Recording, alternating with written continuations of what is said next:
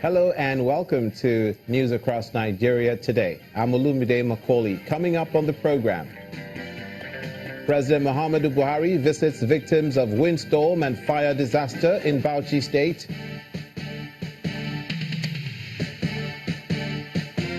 Traders count their losses as fire destroys shops in Akure, South Local Government Area of Ondo State.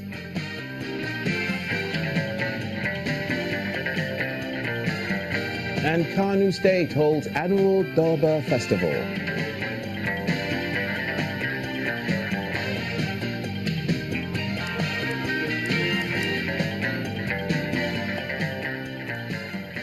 Thanks again for joining us.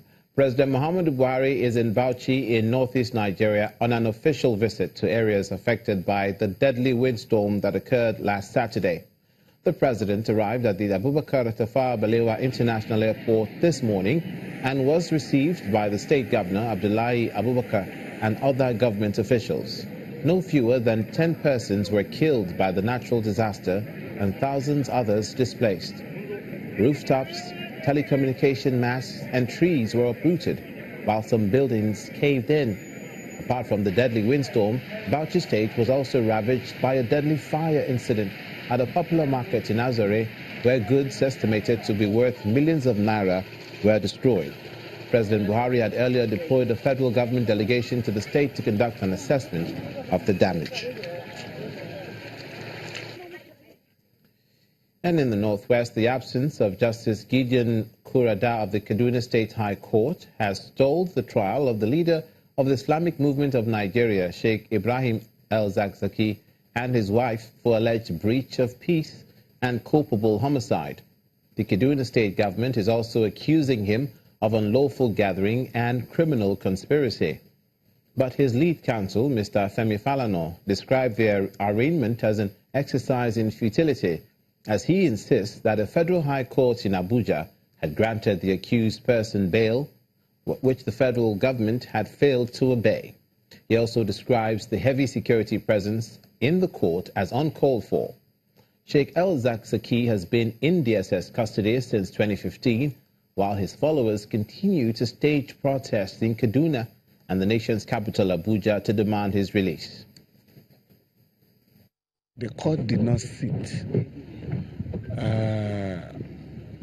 We were informed by the registrar of the court that His Lordship, the presiding justice, is indisposed. And in the circumstance, we have to take a date. So the prosecution and the defense counsel have agreed to come back on the 11th of July to have possibly the arraignment. We have filed an application for bail for our clients. The Nigerian state have been ordered to release our clients since December 2015, 16, specifically on the 2nd of December. That they are still being held by the state, by the government, is the height of contempt. And to compound the contempt, the government has brought them to court. They are charging them with all manners of offenses. All manners of offenses.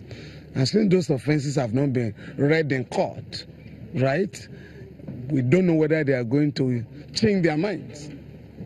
But as far as we are concerned, we are demanding for justice for our clients, that the orders of court for their release and provision of housing for them ought to be obeyed before any further step is taken. Because the rule of law cannot be cowed as it is being done now.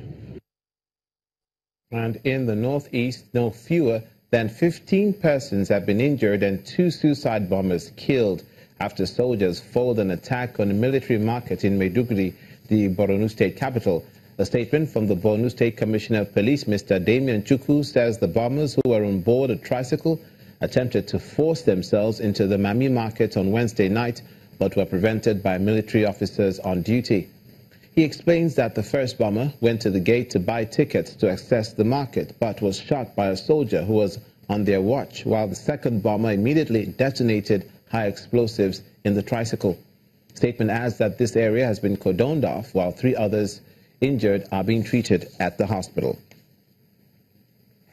Meanwhile, the theatre commander Operation Lafia Dole, Major General Rogers Nicholas, has pledged a 5 million naira reward for anyone with information about bomb factories in or around Maiduguri.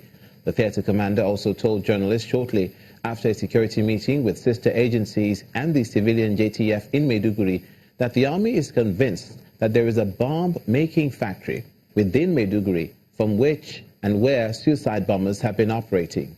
He tasked the Civilian Joint Task Force and the recently inaugurated Neighborhood Watch on intelligence gathering, while urging returning IDPs on community as, according to him, security is a joint responsibility.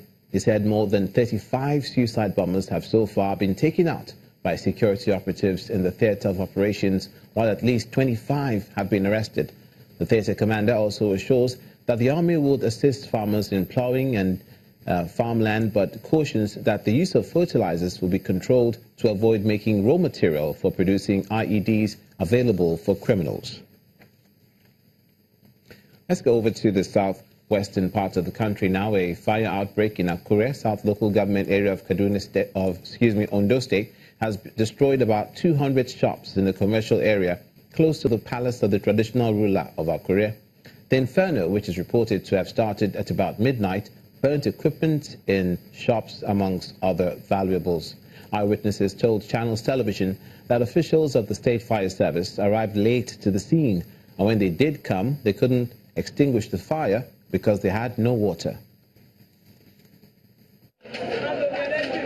These are the remains of what used to be a shopping area in Akure South Local Government area of Ondo State. Traders woke up to a heartbreaking news that fire had destroyed their shops and everything inside. Computers, photocopying machines, typewriters, and other valuables are now useless to owners who have now lost their sources of income. I just thought my shop was affected with fire. Everything has burned, even including my laptop. I have 4 laptops there, and the photocopy machine and the plastic ID card machine. Everything has spoiled because make the government just help me about it, because I'm a disabled. I can't work, and then I can't do Yahoo. The devastated shop owners and their sympathizers say the Inferno began at midnight, but the fire service had challenges getting there, and nothing could be salvaged. They said the fire started by night, and they called the fire brigade and didn't respond very well. They said there's no water, there's no tire, so all the things just burn off. I called the palace boys. Everybody came out with buckets. We started trying to make sure that we contain the fire so that it doesn't spread to the palace. So we were doing that till after 2 before the fire brigade came.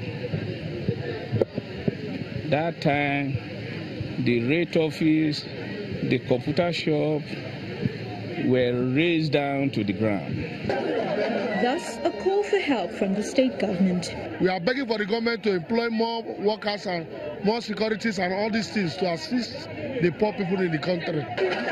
The cause of the fire is still not known, as the people now look to the authorities to investigate and help them restore their businesses. Watching news across Nigeria. Coming up, protesting Yoruba youth in Delta State lay siege to an oil company. We'll tell you why when we come back. Stay with us.